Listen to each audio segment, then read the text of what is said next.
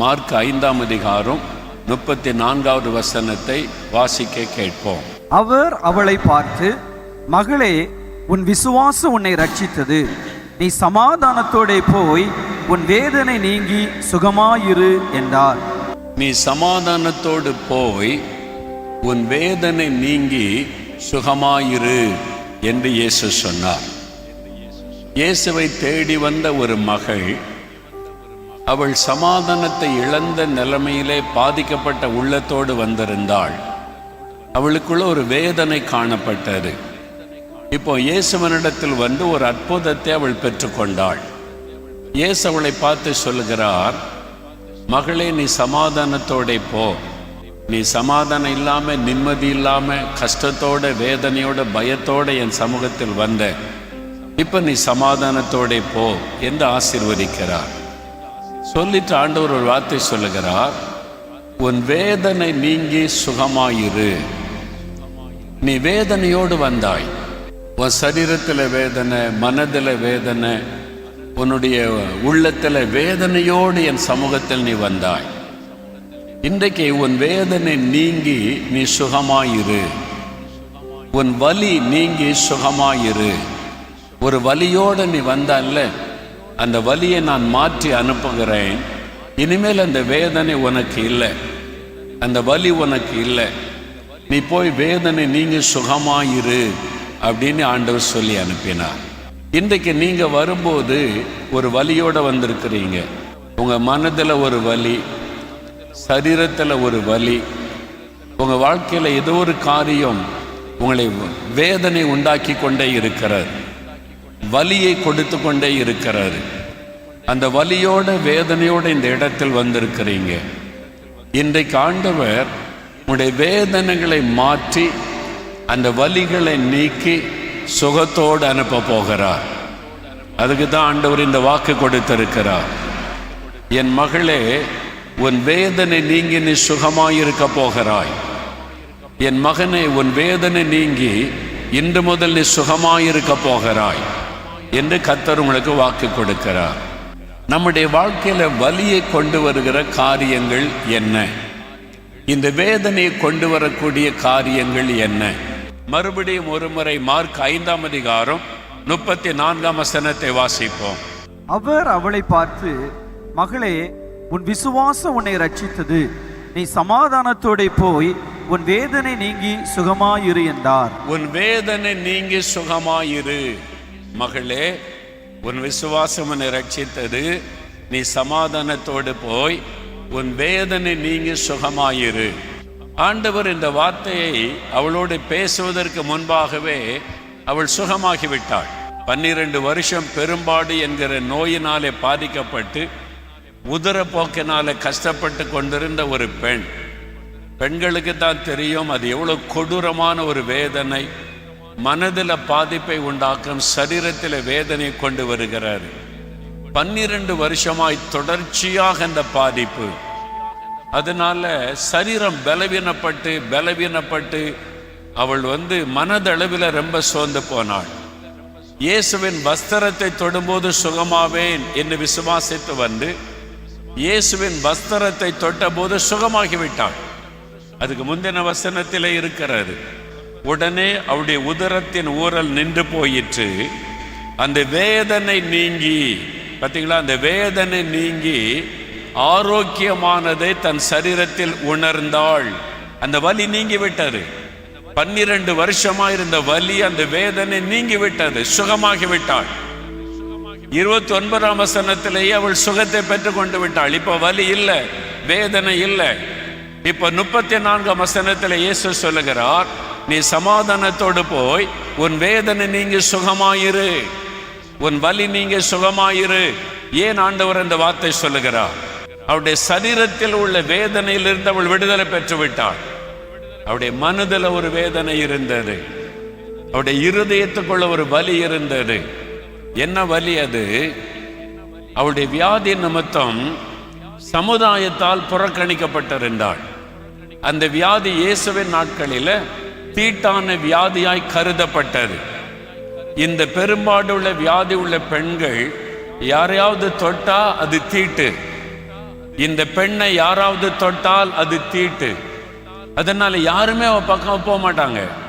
பக்கத்து வீட்டுக்காரங்க, எதிர் வீட்டுக்காரங்க, தெரிஞ்சவங்க, பழகிறவங்க, சொந்தக்காரங்க கூட இவளுக்கு இந்த வியாதி இருக்குது, இத்தனை வருஷமா இருக்குது, இவள் சுகத்துக்காக அங்கங்க அலைகிறாள் என்ற செய்தி தெரிந்ததுனால யாருமே பக்கத்துல போய் கூட பேச மாட்டாங்க. தூரத்துலன்னு நல்லா இருக்கிறியா, அப்படியா, இன்னைக்கு எந்த டாக்டர்கிட்ட போனேன், இன்னைக்கு அங்க போயிட்டு வந்தேன், அப்படியா அப்படின்னு பேசுவாங்க. அப்புறம் என்ன பாவம் செய்தாளோ இந்த மாதிரி அழுந்துகிறாள் என்று அந்த ஊர் மக்களே பரிகாசம் பண்ணி இருப்பாங்க. அப்ப மனதளவிலே அவள் பாதிக்கப்பட்டிருந்தாள். அவருடைய உள்ளத்துக்குள்ளே ஒரு வலி இருந்தது. அவருடைய சரீரத்தின் வலியை விட அவருடைய உள்ளத்தில் ஏற்பட்ட வலிதான் ரொம்ப பயங்கரமானது. சமுதாயம் என்னை புறக்கணிக்கிறது, எல்லாரும் என்னை ஒரு மாதிரி பார்க்கறாங்க, எல்லாரும் என்னை பாவி என்பதை போல பார்க்கறாங்க, நான் சபிக்கப்பட்டவளை போல என்னை பார்க்கறாங்க, நான் என்ன பாவம் செய்தனோன்னு என்னை குறித்து பேசுறாங்க.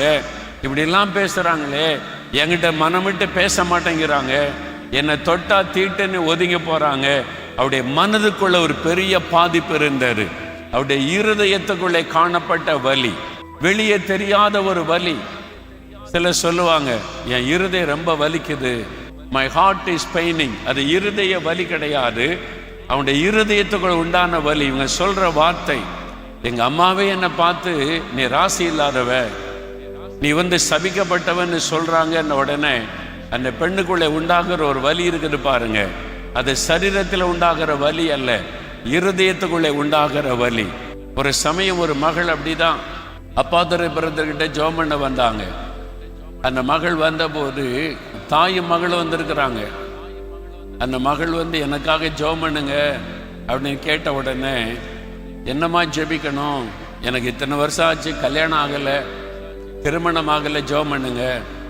அழுகிறாள். இல்லை, ஆண்டவர் உனக்கு அற்புதம் செய்வான்னு சொன்னா, அம்மா வச்சுக்கிட்ட, எங்க அம்மாவே என்னை தீட்டானவள், நீ ராசி இல்லாதவள், நீ சபிக்கப்பட்டவள் எங்க அம்மாவே சொல்றாங்க அப்படின்னு சொல்லி ஏங்கி ஏங்கி அழுகிறாள்.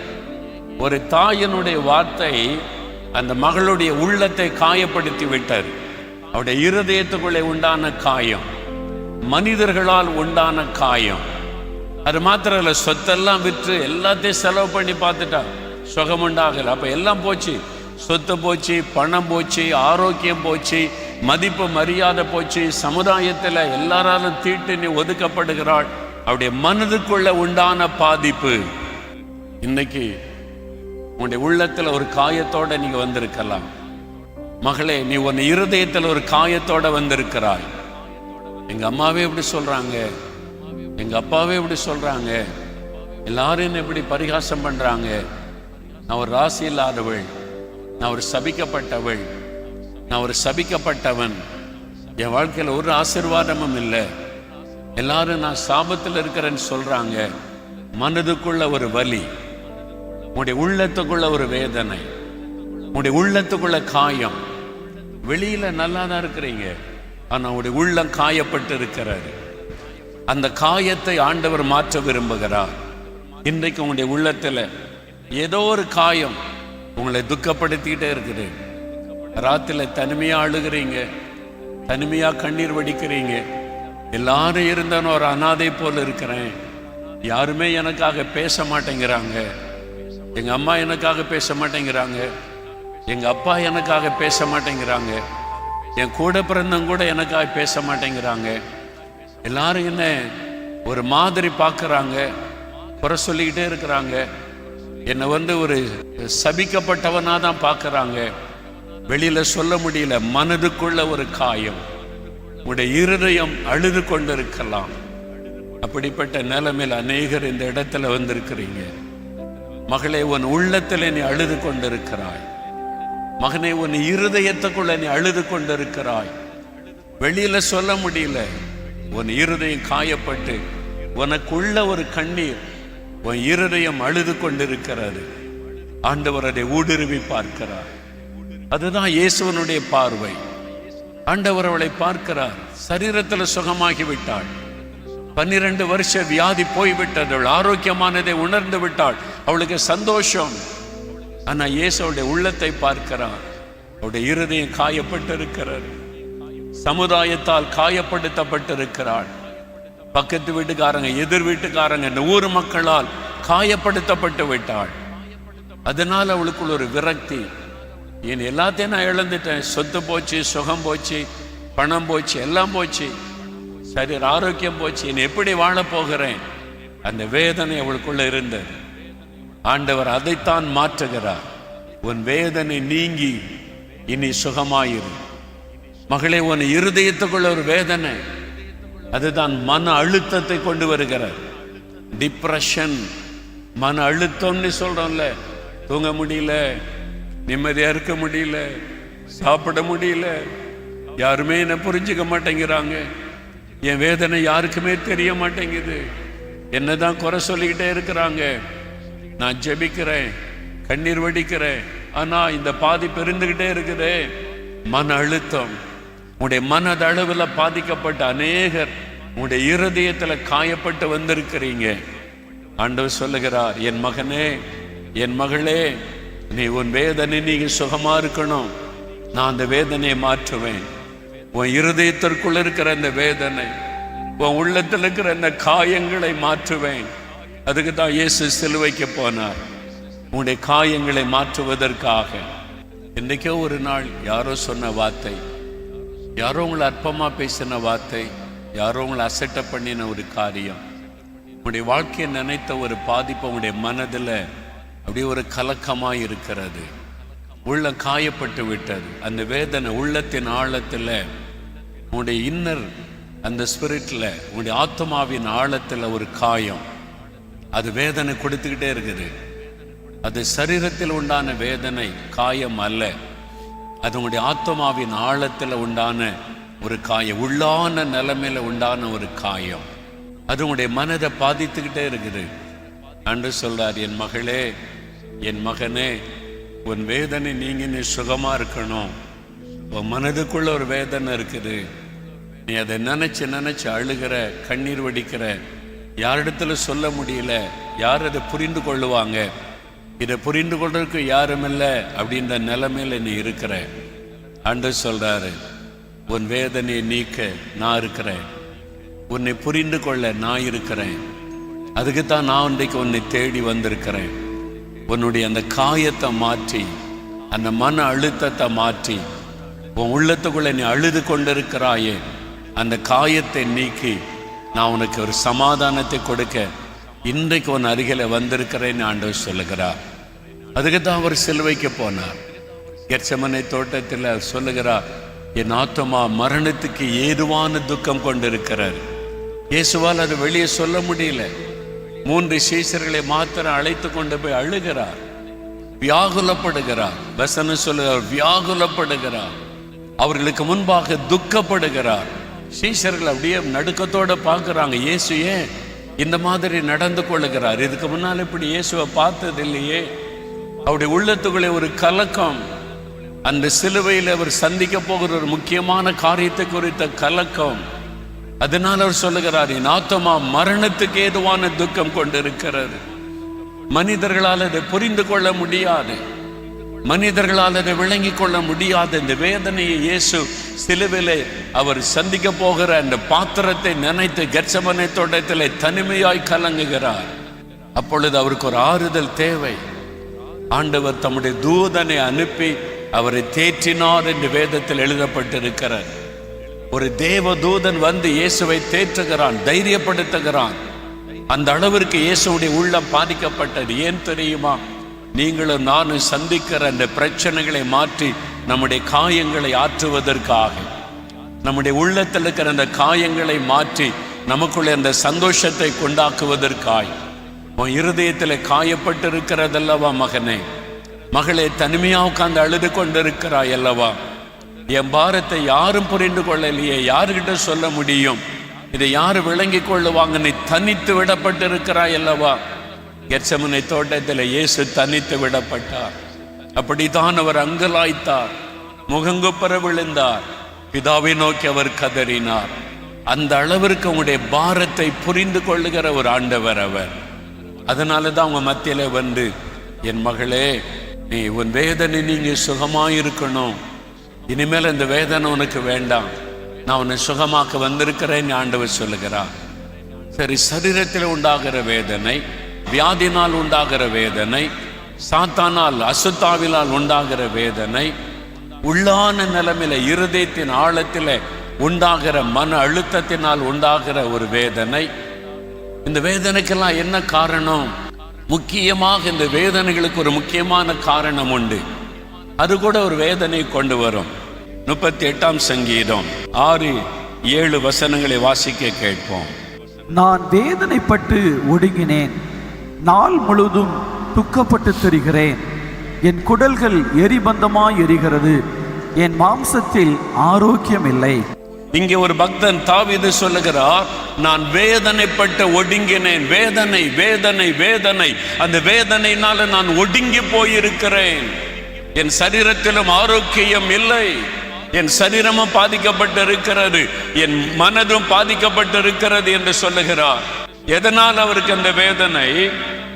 4வது வசனம், என் அக்கிரமங்கள் என் தலைக்கு மேலாக பெருகிற்று, அவைகள் பார சுமையை போல என்னால் தாங்கக்கூடாத பாரமாயிற்று. என்னுடைய அக்கிரமங்கள், என்னுடைய பாவங்கள் என் தலைக்கு மேலாக பெருகிற்று, பார சுமையை போல அழுத்துகிறது. அதனால நான் வேதனைப்பட்டு திரிகிறேன். அந்த வேதனைக்கெல்லாம் முக்கியமான காரணம் என்ன? பாவம். தாவீது கதறுகிறார், என்னுடைய அக்கிரமங்கள் ஒரு தாங்க முடியாத பாரமாக என்னை அழுத்துகிறது, அதனால் நான் நாள் முழுவதும் வேதனைப்பட்டு கொண்டே இருக்கிறேன். என் சரீரத்திலும் எனக்கு ஆரோக்கியம் இல்லை, நான் அதனால சோர்ந்து போயிருக்கிறேன் என்பதாக அவர் கதறுகிறார். பாவத்தினால் உண்டாகிற ஒரு வேதனை. பாவம்தான் எல்லா வேதனைகளுக்கு மூல காரணமாயிருக்கிறது. ஒருவேளை உங்களுடைய மதுபான பழக்கம், உங்களுடைய போதை வஸ்துகள், உங்களுடைய தவறான சம்பாத்தியம், உங்களுடைய தவறான பழக்க வழக்கங்கள், உங்களுடைய பெருமை, எரிச்சல், இச்சைகள், கோபம், ஏதோ ஒரு பாவ காரியம், மற்றவர்களை காயப்படுத்தினது, மற்றவர்களை அற்பமாய் பேசினது, யாரோ ஒருவரை நீங்கள் கண்ணீர் வடிக்க வைத்தது, ஒரு பாவம் உங்களுடைய வேதனையாய் உங்கள் மேல அழுத்தி கொண்டிருக்கிறது, பாரமாய் அழுத்தி கொண்டிருக்கிறது. அதனால உங்களுக்கு வேதனை, அதனால உங்களுக்கு பெயின், இந்த வலி வேதனை உண்டாகி இருக்கிறது. நீங்க அந்த பாவத்தை விட்டு மனம் திரும்பி ஒப்பு கொடுக்கும் போதுதான் அந்த காயங்களை ஆண்டவர் மாற்ற முடியும். இன்னும் அறிக்கை செய்யாத ஏதோ ஒரு பாவம், இன்னும் மனம் திரும்பாத ஏதோ ஒரு பாவம், இன்னும் மன்னிக்கப்படாத ஏதோ ஒரு பாவம் உங்களை தொடர்ந்து கொண்டே இருக்கலாம். அந்த பாவத்தை நிமித்தமாய் இந்த பாரமாய் உங்களை அழுத்துகிறதுனால வேதனைப்பட்டு கொண்டே இருக்கிறீங்க. அப்ப இன்றைக்கு அந்த காயம் உங்களை உள்ளத்தை விட்டு மாற்றப்படுவதற்கு ஆண்டவர் உங்களுடைய காயங்களை நீக்கி, வலிகளை நீக்கி, அந்த வேதனைகளை நீக்கி அனுப்புவதற்கு அவர் ஆயத்தமாய் வந்திருக்கிறார். அதற்கு காரணமாய் இருக்கிற பாவங்கள், மீறுதல்கள், தவறுகளை என்ன என்பதை உணர்ந்து, ஆண்டவரே என்னை மன்னிச்சிருங்க, என்னை பரிசுத்தப்படுத்திருங்க, உங்க இரத்தத்தினால என்னை கழுவி முதலாவது என் ஆத்மாவை சுத்தம் பண்ணுங்க நீ கேட்டுவிட்டால், அதன் பிறகு எல்லா காயங்களையும் அவர் மாற்றி விடுவார், எல்லா வலிகள், வேதனைகளை அவர் மாற்றி விடுவார். அதனாலதான் இயேசு நம்முடைய பாவங்களை சிலுவையின் மீது சுமந்தார், நம்முடைய அக்கிரமங்களை சிலுவையின் மீது சுமந்தார், தன்னுடைய ஆத்மாவை மரணத்தில் ஊற்றினார் நம்முடைய அக்கிரமங்களை மன்னிப்பதற்காக. ஆண்டவரே என்னுடைய பாவம் என்னை மன்னியும், அந்த மீறுதலை மன்னியும். தன் பாவத்தை மறைக்கிறவன் வாழ்வடைய மாட்டான், அறிக்கை செய்து விட்டு விடுகிறவன் இரக்கம் பெறுவான். அவர் உங்களுக்கு இறங்கும்படி காத்திருக்கிறார், உங்களுக்கு இறங்குவதற்காக காத்திருக்கிறார். நீங்கள் அறிக்கை செய்து, ஆண்டவரே என்னை மன்னிச்சிருங்க, இனிமேல் இந்த பாவம் எனக்கு வேண்டாம், நான் மற்றவங்களை துக்கப்படுத்திட்டேன், காயப்படுத்திட்டேன், அவமானப்படுத்திட்டேன், மற்றவர்கள் என் நிமித்தமாய் கண்ணீர் வடிக்க துக்கப்பட நானே காரணமாயிட்டேன், என்னை மன்னிச்சிருங்க அப்படின்னு ஒப்பு கொடுக்கும் போது அவருடைய இரக்கம் நம்மை மன்னித்து நம்முடைய காயங்களை, ஆண்டவருடைய வார்த்தை உங்களை சந்தித்திருக்கிறாரு. இப்ப ஜெபிக்கலாமா? பயம், மரண பயம், தற்கொலை எண்ணம், ஒரு மன அழுத்தம், டிப்ரெஷன், தூக்கம் இல்லை, இந்த மாதிரி கலக்கம் இருதயத்தில் கை வைங்க. இயேசுவே எனக்கு விடுதலை தாங்க, இயேசுவே, இயேசுண்ட நாமத்தை சொல்லுங்க. நாம் ஜெபிக்கலாம். தகப்பனே, நசரேயனாக இயேசுவின் நாமத்தில் உம்முடைய பிள்ளைகளுடைய விடுதலைக்காக ஜெபிக்கிறேன். இந்த பயத்தை கொண்டு வருகிற ஆவிகள், மன அழுத்தத்தை கொண்டு வருகிற ஆவிகள், தற்கொலை தூண்டுகிற ஆவிகள், இரவு தூங்க விடாதபடி தூக்கத்தை கெடுக்கிற ஆவிகள், இப்படி பொல்லாத ஆவிகள், மந்திர பில்லிசூனிய கிரியைகள், இந்த பிள்ளைகளுக்கு விரோதமாய், குடும்பத்துக்கு விரோதமாய் எழும்புகிற அந்த பொல்லாத ஆவிகளை நான் இயேசுவின் நாமத்தில் கடிந்து கொள்ளுகிறேன். இந்த ஆவிகள் விலகட்டும் இயேசுவின் நாமத்தினால். இப்பொழுது அவர்களை விட்டு வெளியேறி போகட்டும் இயேசுவின் நாமத்தினால். பயத்தை கொண்டு வருகிற ஆவியை, தூக்கத்தை கெடுக்கிற ஆவியை இயேசுவின் நாமத்தில் உன்னை கடிந்து கொள்ளுகிறேன். வெளியேறி போ இயேசுவின் நாமத்தில். யார் யார் இயேசுவே என்று இயேசுவின் நாமத்தை சொல்லி கோப்படுகிறார்களோ ஒவ்வொருவர் மீதும் இயேசுடைய இரத்தத்தை தெளித்து நான் செபிக்கிறேன். இயேசு கிறிஸ்துவின் நாமத்தில் விடுதலை உண்டாகட்டும். அந்த டிப்ரெஷனை கொண்டு வருகிற பொருளாதார பிசாசை கடிந்து கொள்கிறேன். மரண வேதனை கொண்டு வருகிற ஆவியை, தற்கொலை தூண்டுகிற ஆவியை கடிந்து கொள்கிறேன் இயேசுவின் நாமத்தில். மந்திர பில்லிசூனிய கிரியைகள் எரியட்டும் இயேசுவின் நாமத்தில். இந்த குடும்பத்துக்கு விரோதமாய் செய்யப்பட்டிருக்கிற மந்திரவாதங்கள், அந்த தகடுகள் எரிந்து போகட்டும் இயேசுவின் நாமத்தில். தாயத்துகள் எரிந்து போகட்டும் இயேசுவின் நாமத்தில். அந்த கிரியைகள் அழியட்டும். இனி அந்த வீட்டுக்குள் சத்துருடைய தொந்தரவு இருக்கவே கூடாது. அந்த வீட்டுக்குள்ளே பிசாசனுடைய நடமாட்டம் இருக்கவே கூடாது. பயத்தின் ஆவி இந்த வீட்டுக்குள் நுழையவே கூடாது. உம்முடைய வல்லமைக்குள் இந்த குடும்பத்தை, இந்த வீட்டை ஒப்பு கொடுக்கிறேன். என்று முதல் பாதுகாத்துக் கொள்ளும் ஆண்டவரே. இப்படி பயத்தினால, பில்லிசூனிய மந்திரத்தினால உண்டான நோய்கள், வியாதிகளை உண்டாக்குகிற ஆவிகள், அவைகளை கடிந்து கொள்ளுகிறேன் இயேசுவின் நாமத்தில். வெளியேறி பொல்லாத ஆவியை, சரீரத்தை முடக்கி வைத்திருக்கிற ஆவியை, கை கால்களை முடக்கி வைத்திருக்கிற பொல்லாத பிசாசை விலகு இயேசுவின் நாமத்தில் என்று உன்னை கடிந்து கொள்ளுகிறேன். சமாதானத்தை கெடுக்க, குடும்பத்தின் ஒரு மனதை குலைக்கிற பிசாசை கடிந்து கொள்ளுகிறேன். ஆசீர்வாதத்தை திருடி நஷ்டத்தையும் இழப்புகளையும் கொண்டு வந்து வியாபாரத்தை, வருமானத்தை முடக்க நினைக்கிற பொல்லாத மந்திர பில்லிசூனிய ஆவிகளை கடிந்து கொள்ளுகிறேன். அவைகள் எரிந்து போகட்டும் இயேசுவின் நாமத்தில். இன்றைக்கு ஒவ்வொரு குடும்பத்திலும் விடுதலை, இயேசுவின் நாமத்தில் விடுதலை.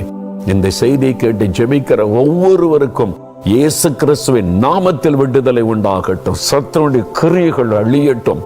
பொல்லாத ஆவியினுடைய வல்லமைகள் அழியட்டும். நீர் கிரியை செய்கிற அன்பிற்காக ஸ்தோத்திரம். விடுதலை கொடுத்து விட்டதற்காக ஸ்தோத்திரம். வாய் திறந்து சொல்லுங்க, இயேசுவே ஸ்தோத்திரம், இயேசுவே ஸ்தோத்திரம். விடுதலைக்காய் ஸ்தோத்திரம். சத்துருடைய கிரியை அழிக்கப்பட்டதற்காய் ஸ்தோத்திரம். ஜெயம் கொடுத்ததற்காய் ஸ்தோத்திரம். பில்லிசூனிய வல்லமை அழிக்கப்பட்டதற்காய் ஸ்தோத்திரம், ஸ்தோத்திரம். இயேசுவின் நாமத்திற்கு ஸ்தோத்திரம், இயேசுவின் நாமத்திற்கு ஸ்தோத்திரம். இயேசுவே உமக்கு ஸ்தோத்திரம், ஸ்தோத்திரம். இயேசுவின் நாமத்தில் ஆமென்.